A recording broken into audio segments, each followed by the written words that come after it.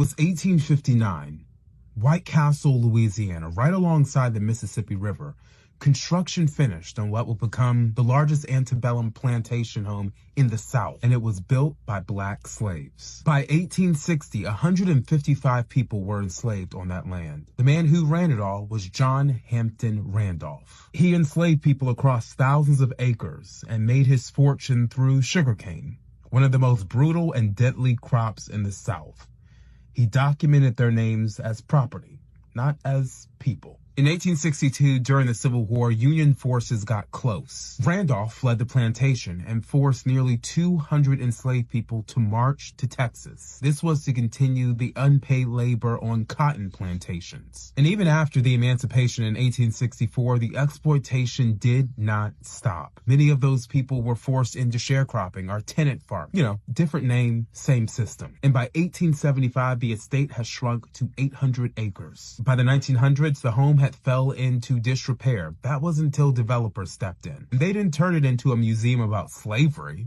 They turned it into a wedding venue. In 1980, it was added to the National Register of Historic Places. But even then, plantation tours focused more on the architecture and the furniture than on the people who actually built it. By the early 2000s, it was advertised as a resort. Couples got married, said I do on the same soil where black people were sold and beaten. And even the website at one point described it as a classic Southern experience. But then May 15th, 2025 came. A massive fire broke out in the South Wing. It spread fast. And by the time firefighters arrived, most of that structure was gone. No injuries were reported, but one of the last remaining symbols of that era went up in flames. What burned wasn't just wood and plaster. What burned was a monument to a lie. That somehow Southern elegance could be separated from Southern cruelty. Its name was the Nottoway Plantation. Built by enslaved people, rebranded as a luxury resort, and destroyed in 2025. How's that for some black history? Okay, so let me get this straight. Nottoway Plantation burns down. And you have people on this internet crying because it burned down? That place was built in 1859 by slaves on the backs and bodies of slaves. And you're telling me right now that people are on this internet crying because it burnt down? Crying because it was a resort? Crying because you can't go there and spend time in a plantation? A plantation where people suffered? This is exactly why those same spirits there, those ancestors there, made sure that that plantation is gone right now today. I say this all the time. Y'all better stop playing with these spirits. These spirits hear everything. These spirits see everything. And these spirits went through a lot. You don't think that the families of these people are hurt anytime they could look and say, you know what? I had a family member that was in that plantation. But y'all people, y'all really something different, man. Y'all are really something different. Know this. If you notice those pictures of that house burning, you can see in those still pictures, it looks like the spirits are there. The spirits, the ancestors, are the reason that plantation is gone. If you can't respect it, it don't matter. They went through a lot. That shit's supposed to be gone. All of those plantations supposed to be gone. I'ma just leave that like that. I'm out. The scene behind me is a plantation house in Louisiana that is burned down. It's burning down in this video. But this is not just any plantation house. This was the largest antebellum plantation house in the South, owned by one of the richest enslavers in the South. This is the Nottoway Plantation in Louisiana. It was built by enslaved Africans in 1859. It was owned by this guy, John Randolph. Now, John wasn't even from Louisiana. He was from Virginia originally, but he came from a wealthy slave-owning family, and his dad was hired by the federal government to do something in Louisiana, and he moved with him. Now, originally he wanted to make it into a cotton plantation, the same type of plantation that he was used to in Virginia. But he noticed that the climate in Louisiana was a lot different, so he changed it to a sugar plantation. And because of that, he ended up tripling his family's wealth. John Randolph enslaved 176 people. But the plantation house itself was built around the same time as the Civil War. John didn't want to fight in the Civil War. He was scared. So he sent 3 of his sons and he asked, how much money do I have to give to keep me out of this?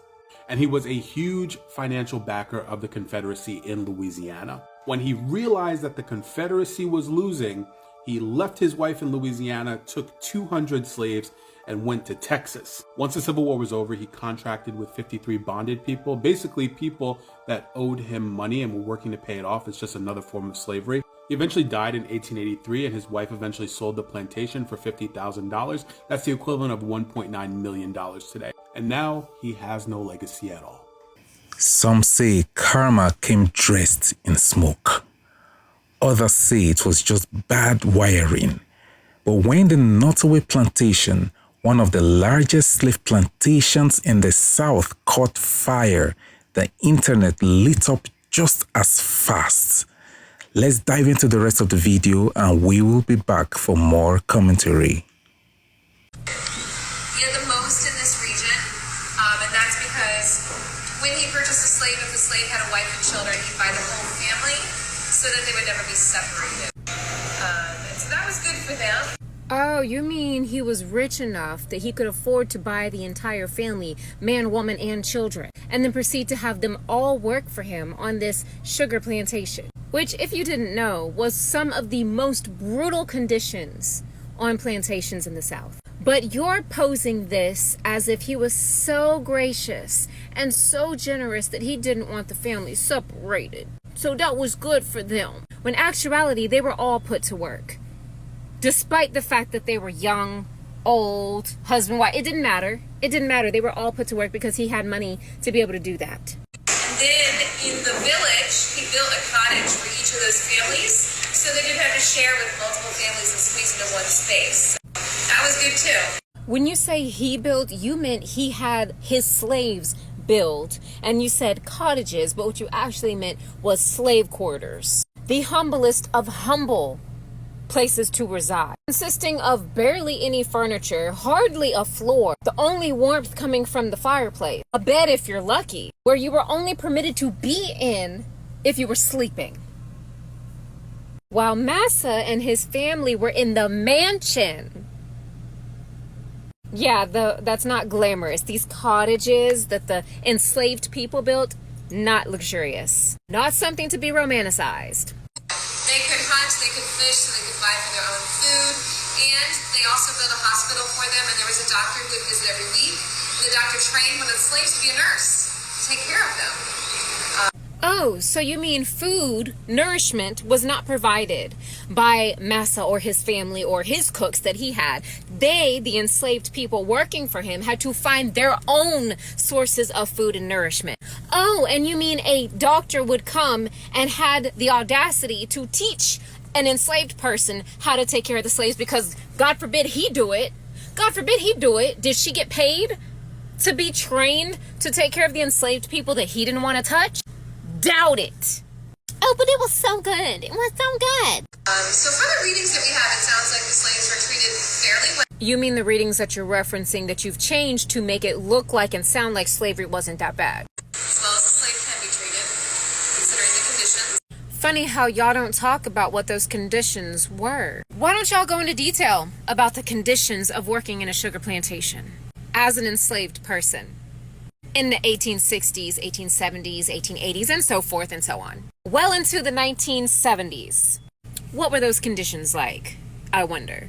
When the war ended, the majority of the slaves stayed here. And we actually have descendants of the slaves who still work here. Maybe that's because these enslaved people had no skills or money, jobs, food, housing to make a living for themselves outside of the plantation. Many of them were maimed from having worked on the sugar plantation in these brutal conditions. They were not allowed to read or write. It was illegal and would be unalived if found out that they could read or write. Many of them had sick and or dying parents whom they chose to stay and take care of because no one else would. They were not trained to do anything else, nor were anyone willing to employ them, white people in the South, to do anything other than work as sharecroppers on their farm for little to no pay. And it is not a flex to say you have descendants of those enslaved people still working on a plantation today. That is not a flex. That is not pretty amazing. It's sad and it's disgusting. I really hope if y'all ever visit any of these plantation tours that you don't take what these people have to say at face value. They are trying to romanticize and beautify the exploitation, genocide, and horrific violence that our ancestors faced. And this is recent ancestors. This is recent family members for many of us. And here we have this woman dressed up in what she thinks they would have worn back then, in her little floral frock, trying to talk about how it was so amazing for the slaves. How fucking dehumanizing. Y'all are weird. It is way too many of y'all being upset about black folks being excited that that plantation burned to the ground. Let me explain to you why, but I'm going to put it in today's scenario. You and your granddaddy and your uncle, y'all built y'all dream home. You put your blood, sweat, and tears into this home because you knew that you were going to raise your own family here for generations to come. So then one day they decide to sell it for over $4 million. And you stick your hand out because your granddaddy and your uncle, they passed away. But you built it. But they don't give you a dime. But they send you on your way to live in another house that you get to drive by and see the shit you built every day. To add insult to injury, they turn it into a museum where people can come and pay to take pictures and to post videos like where all your ancestors died was freaking Disney World. Then on this one fateful day, you drive by it and it's on fire. You cannot fix your mouth to tell me that you would not be happy to see the thing that caused your family so much heartache burn to the ground. You see, the problem with you making that comment is that you've never experienced that, so you don't understand how happy we are. But we have. Yeah, we dancing because the fire got put out and our ancestors lit that bitch right back on fire for us to continue dancing.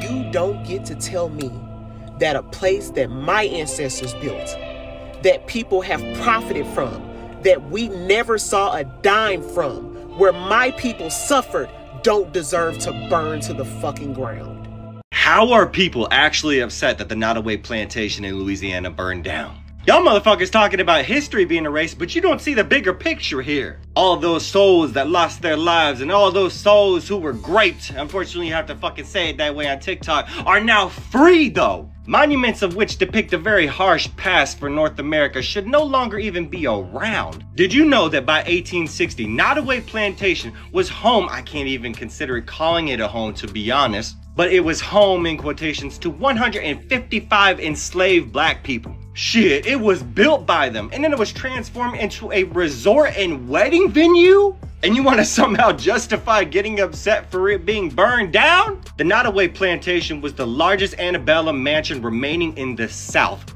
And don't even get me started on John Hampton Randolph, who literally owned 4 sugar plantations. That is including not only Nottoway, but also Blythewood, Forest Home, also Bayou Gula, all of which had a lot of similarities, and I bet you can guess what they are. So for people to somehow be upset about this really shows how much racism still exists in America.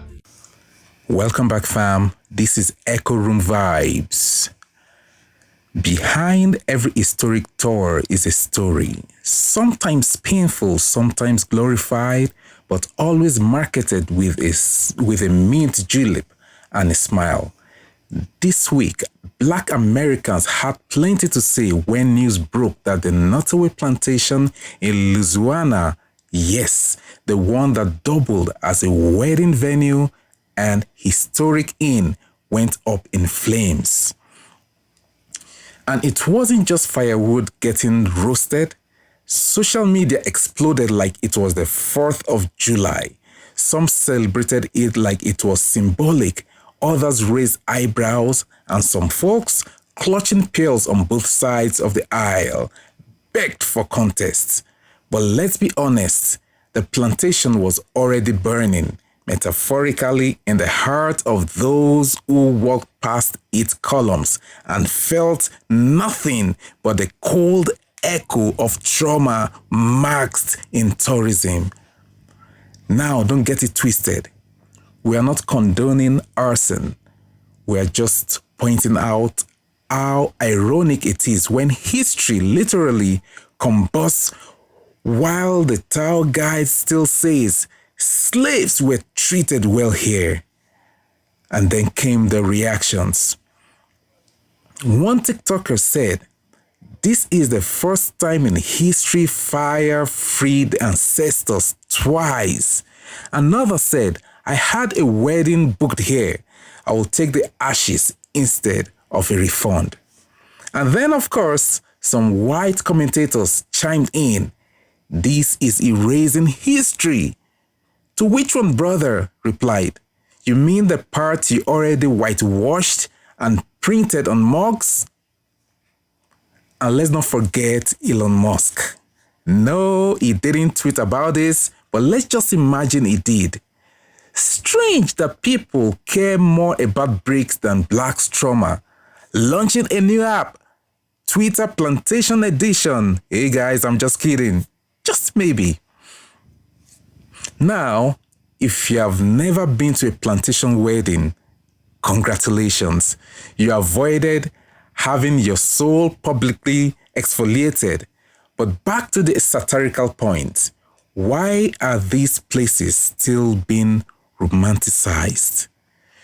You can't sell mint juleps and lace dollies where people were dehumanized and expect no one to talk back when it burns to the ground. And here is the plot twist. Some commenters asked, what if it had cultural and educational value? Well, what kind of education are we talking about? Because the only curriculum I remember was how to pretend slavery was just a mild inconvenience. So let's wrap it up. This isn't about gloating. It's about grappling with uncomfortable legacies. And if fire is what it took to get people talking, maybe that's the real spark we needed. Credit to all the originators and stitches who brought this story to light with courage, humor, and heat. We see you, we appreciate you, and we read every comment. If you are still listening, drop a fire emoji in the comment and tell us what you think. From Echo Room Vibes, peace out.